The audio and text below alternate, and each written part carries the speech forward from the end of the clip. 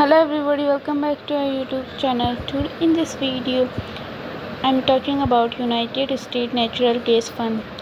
In this video we talk about stock pros and cons and technical analysis and latest news about it.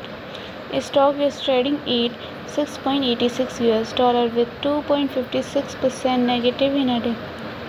We can easily see stock was volatile for a day. The volume of stock was recently not all-time high, so the fundamental stock is much not better for today. Before buying and selling the stock, please consult your financial advisor. Today's video is done. Thanks for watching. Please subscribe my YouTube channel and like the video and also comment for related queries.